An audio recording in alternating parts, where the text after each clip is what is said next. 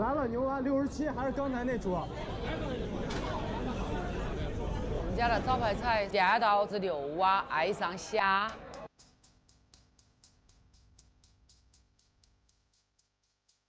這個點來1份，就現殺，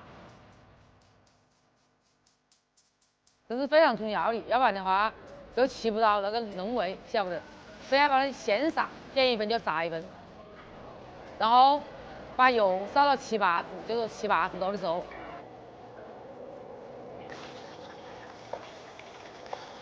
把牛蛙倒進去，走一道油，打一道，打油之後终於嫩一下，嫩一下，它又焦又嫩。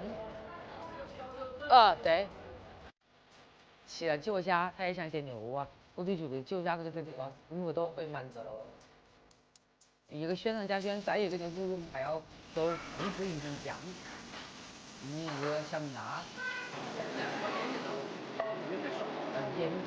要腌1個月以上，要看着那个老腌1個月以上。